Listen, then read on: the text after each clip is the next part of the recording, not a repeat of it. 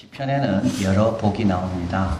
자녀가 잘 되는 복도 나오고, 손이 수고한 대로 먹는다는 복도 나오고, 또 평강의 복도 나오고, 이런 복들은 예수 믿지 않는 사람도 다 같이 바라는 그런 복입니다. 그래서 우리도 바라고 또 그들도 바라고, 이게 겹치는 이 복입니다. 그러나 또 시편에는 성도만이 아는, 성도만이 중요하게 생각하는 복이 있습니다. 예루살렘의 복, 말씀을 가까이 하는 복, 또 하나님부터 택함 받았다는 것, 이 복, 일반 사람들이 이해할 수 없는 그런 복, 그런 복들이 있는데요. 그 중에 제일 이해하기 힘든 복은 오늘 본문입니다. 사죄함 받는 복. 그래서 허물과 죄가 가림을 받고 용서함 받는 것이 복되다 이야기하는데, 그게 뭐가 복된가? 먹을 게 생기는 게 복되지, 건강한 게 복되지, 무슨 용서함 받는다고 달라지는 게 뭐가 있는가? 예수 안 믿는 사람들은 전혀 이해 못합니다. 왜 우리가 교회 오면 내가 용서함 받아서 너무 감사하다, 이해할 수가 없습니다. 생긴 게 없고 달라진 게 없는데. 그런데 어떻게 보면 우리 신앙생활에서 제일 중요한 첫 번째 단추, 이 단추가 돼야지만 그 다음 이어지는 것은 바로 사죄함의 복입니다. 왜냐하면 죄 갖고는 하나님 앞에 갈 수가 없거든요.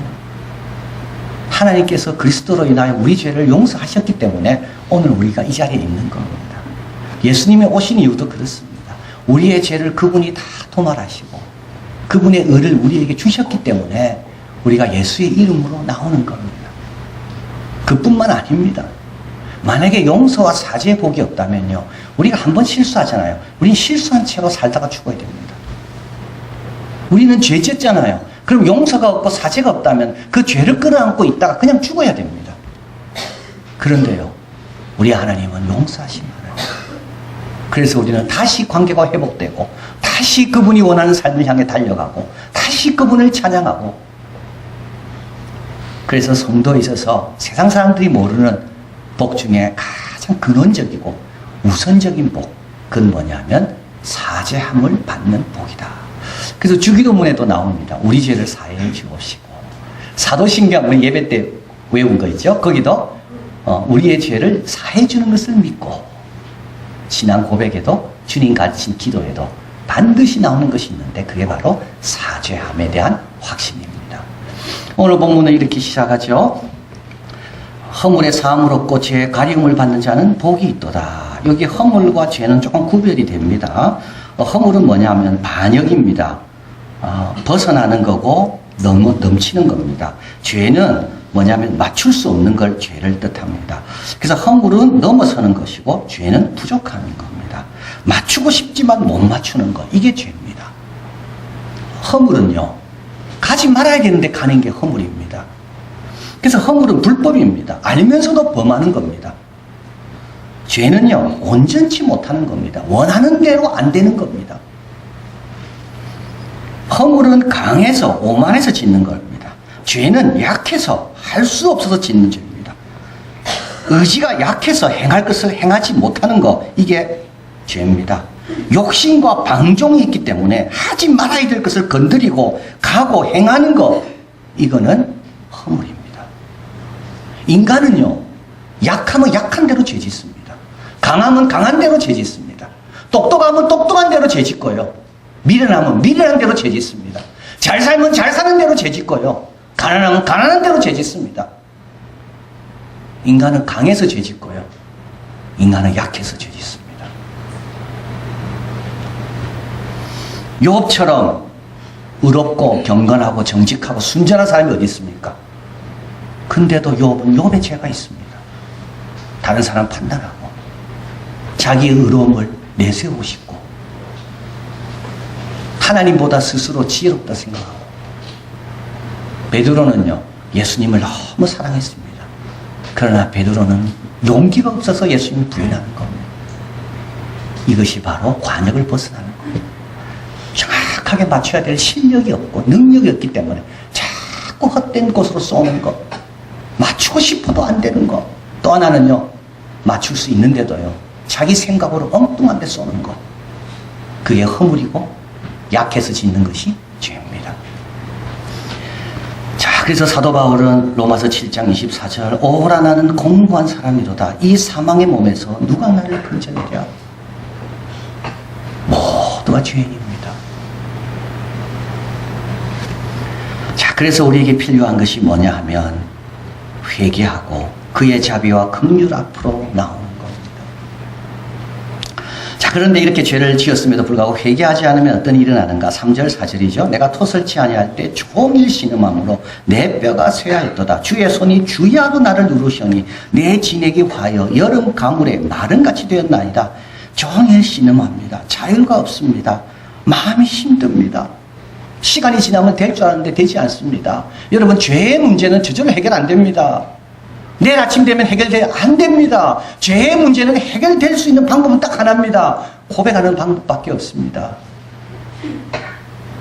자연스럽게 해결 안 됩니다. 그건 해결된 게 아니고요. 자연스럽게 죄의식이 없어지는 거는요. 죄가 내 안에 굳어졌다는 아주 무서운 징조입니다. 내 뼈가 쇠하고 육신까지도 영향을 미치겠죠. 주의 손이 주야로 누릅니다. 예수 믿지 않는 사람은 모릅니다. 예수 믿는 사람은 주의 손이 나를 누르는 걸 압니다. 에덴 동산에서 아담과 이브가 범죄했습니다. 에덴 동산은 얼마나 좋은 곳입니까? 근데도요, 나무 뒤에 숨습니다.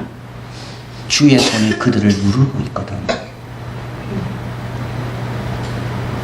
진액이 화여 여름 가물에 마른같이 되었다. 이 말은 혀가 말라 들어가는 겁니다. 그래서 광야에 여름 가물에 광야라 땅이 막 갈라지고 그것처럼 나의 입안의 상태가 그렇다는 것을 이야기하는 거죠. 그런데 이거는 좋은 사인입니다. 왜냐하면 살아있다는 증거거든요. 여러분, 죄 짓고도요 아무 이상이 없습니까? 그건 죽어있다는 겁니다. 여러분, 갈증이 없습니까? 죽어있다는 겁니다. 배고픔이 없습니까? 죽어있다는 겁니다. 교회 와서 말씀을 듣지 않는데도 아무런 갈급함도 없고 두려움도 없고 부족함도 없습니까? 내가 죽어있다는 겁니다. 여러분, 이 사람은요, 자기 죄 때문에 힘들어하는 사람은요, 이 사람은 어떤 사람이냐? 진리가 있는 사람입니다. 다윗이 그랬죠. 사울 왕의 옷자락을 뺐습니다. 다른 사람들은 그 일로 인하여 아무런 양심의 가책도 안 느낍니다. 근데 다윗은 마음의 진리입니다. 이게 다윗입니다. 하나님이 다윗을 좋아하는 이유가 바로 거기에 있는 겁니다. 작은 것도 힘들어하는 거예요. 왜요? 작은 거 하나도 자기에게 온 것을 느끼기 때문에 그런 겁니다. 요한일서 1장 8절 만일 우리가 죄 없다 하면 아무 의식도 없습니다. 스스로 속이고 진리가 우리 속에 있지 아니할 것이요. 왜 예수 믿는 사람들은 죄에 대해서 예민하고 죄로 힘들어할까요?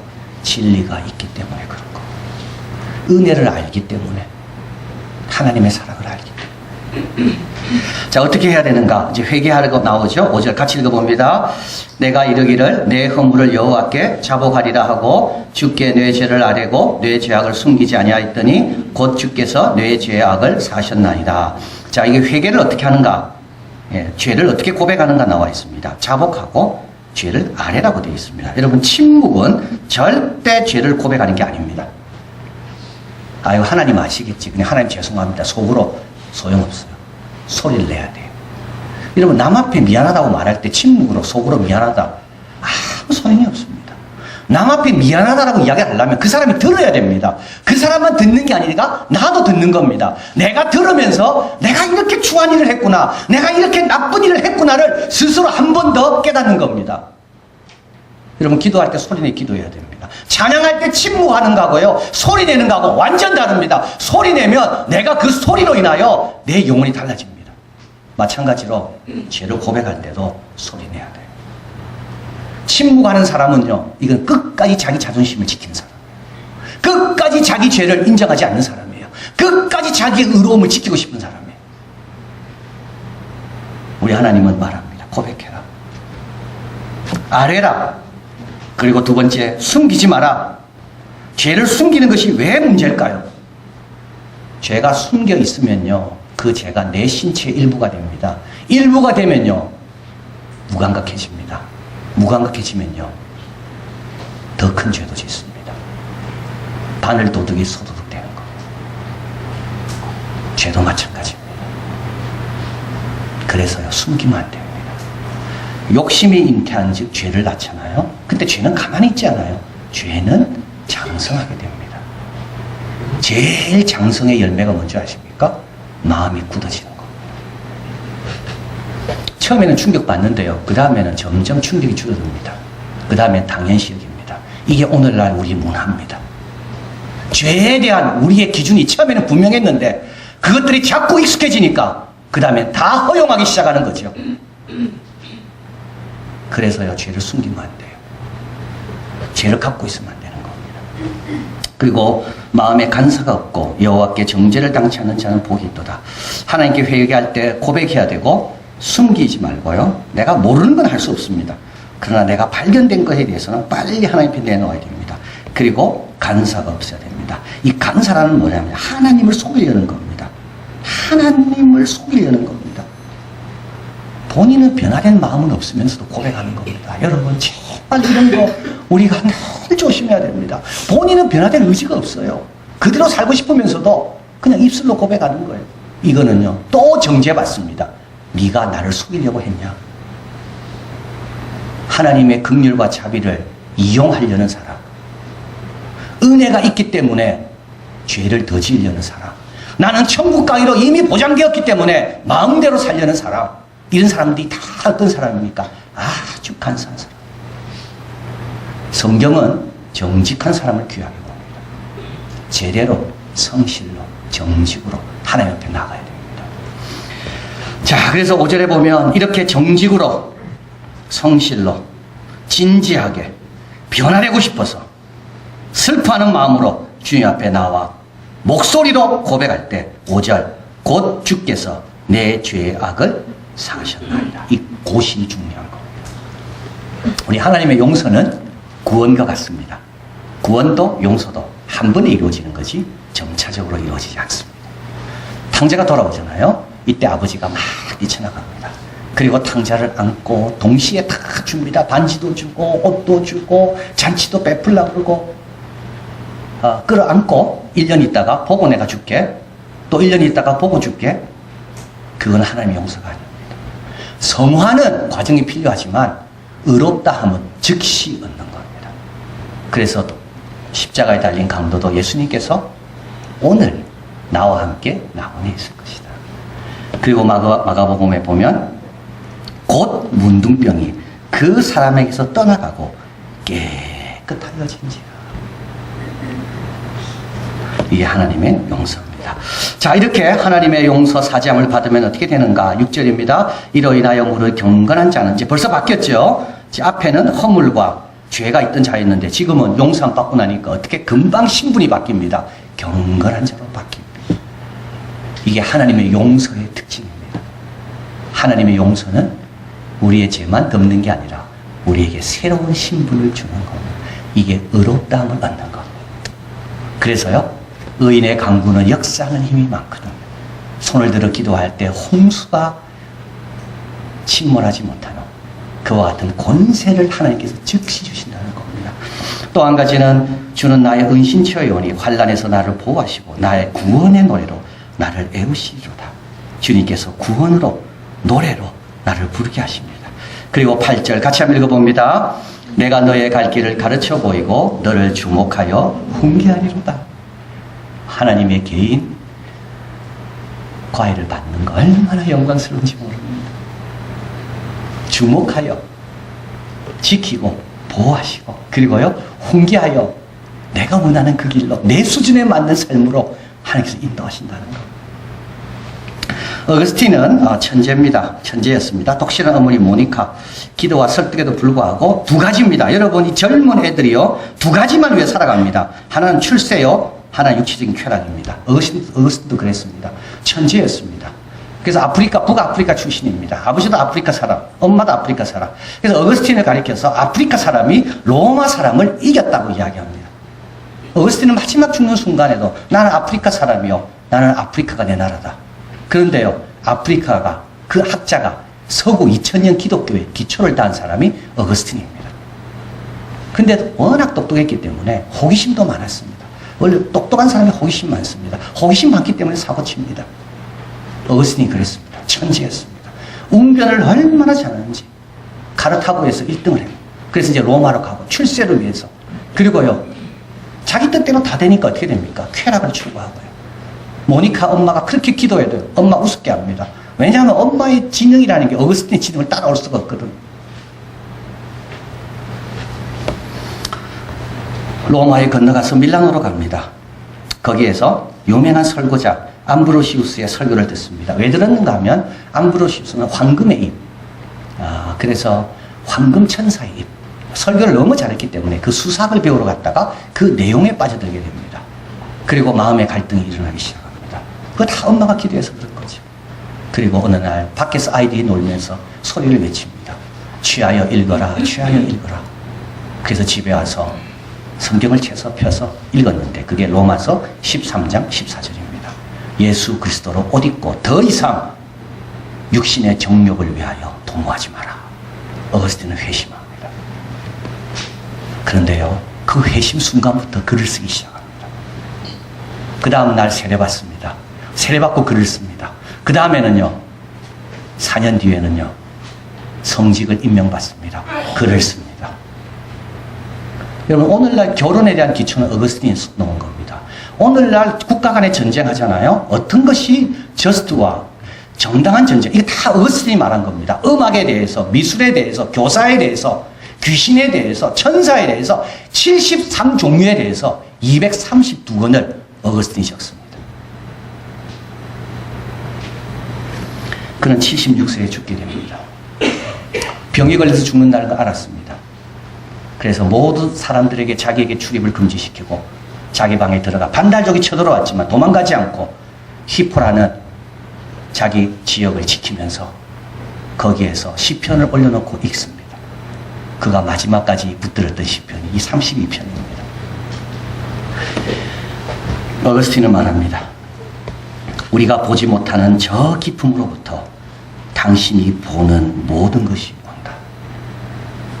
여호와여, 내가 알거니와 인생의 길이 자기에게 있지 아니함이 걸음을 지도함이 걷는 자에게 있지 아니합니다. 어거스틴 출세를 원했습니다. 쾌락을 원했습니다. 그런데요, 회개하고 달라지니까는요, 73조 232권 성경과 은총을 제자리 갖다 놓고 종교개혁이 기초가 되고 모두가 존경하는 믿음의 길을 갈 수 있었던 겁니다. 여러분, 걸음 걷는 게 내한테 있지 않습니다. 모든 좋은 것은 보이지 않는 저 깊음으로부터 올라옵니다. 어거스틴이 이야기합니다. 헛된 자랑으로 기분이 부풀어 있습니까? 헛된 근심으로 낙심되어 있습니까? 내 존재의 가장 깊은 침전물을 채로 걸러라. 내 존재의 가장 깊은 곳에 숨겨져 있는 이런 것들을 채로 다 걸러라. 수정처럼 맑고 순수한 여러분을 그러면 용감하게 선포하게 된다. 참된 자유, 참된 평강, 참된 권세, 참된 하늘의 은혜를 누가 경험할까요? 여러분의 안에 있는 침전물들을 채로 다 걸러야 됩니다. 헛된 자랑, 헛된 욕망 다 걸러내야 되는 거. 그러면요, 그 다음 순간부터 의인의 반열에 들어가고 구원을 경험하고 주님께서 지도하시는 그 길을 따라 영광스럽게 가는 겁니다. 9절에서 말씀합니다. 같이 읽어봅니다. 너희는 무지한 말이나 노새같이 되지 말지어다. 그것들은 자갈과 굴레로 단속하지 아니하면 너희에게 가까이 오지 아니하리로다. 10절 읽어봅니다. 악인에게는 많은 슬픔이 있으나 여호와를 신뢰하는 자에게는 인자심이 두루리로다. 죄악을 숨기고 모른 척하고 없는 것처럼 살아가지고는 평강이 없습니다. 그러나 그것을 고백하고 진실되게 하나님 앞에 털어놓으면 주님께서 인자하심으로 두르신다고. 자, 마지막 한 번 더 읽겠습니다. 11절입니다. 너희 의인들아 여호와를 기뻐하며 즐거워할지어다. 마음이 정직한 너희들아 다 즐거이 외칠지어다. 여러분, 참 놀랍지요. 처음에 시작은 허물과 죄로 시작했습니다. 32편이요. 마지막은요, 의인으로 끝납니다. 이 의인은 처음부터 의인이 아니었습니다. 처음부터 의인은 아무도 없습니다. 의인은 없나니 하나도 없습니다. 어떤 의인만 있습니까? 용서받은 의인만 있는 겁니다. 자기 죄를 솔직하게 고백하고 의롭다함을 얻은 그 의만 있는 겁니다. 여러분 마음속 깊은 곳에 있는 침전물들을 채로 다 걷으십시오. 그리고 다윗처럼 순결한 마음이 돼서 조금만 먼지라도 앉으면 금방 느낄 수 있는 그 영혼, 그리고 오래 갖고 있지 마시고요. 주님 앞에 다 털어놓고, 그래서 홍수도 맞고 구원의 노래도 부르고, 그리고 주님이 원하시는, 지도하시는 복된 삶을 사는 우리가 되길 바랍니다. 사랑하는 하나님 감사합니다. 오늘 말씀으로 기도로 거룩해지고 새로워지고 씻었습니다. 하나님, 이제 작은 것이라도 오물과 먼지가 앉을 때마다 느끼게 도와주시고, 그것을 받아들이고 기억하고 그것을 숨기고 갖고 있는 자가 아니라 이 침전물들을 주님의 말씀의 채로 다 털어서 주님 앞에 드리고, 순수하고 좋은 것만, 우리 예수님 같은 마음만 갖고 예수님이 가지셨던 평강, 자유, 권세, 지혜, 능력, 그걸 갖고 주님과 동행하며 기도하고 구원을 경험하는 우리들이 다 되게 하여 주시옵소서. 예수 그리스도 이름으로 기도하옵나이다. 아멘.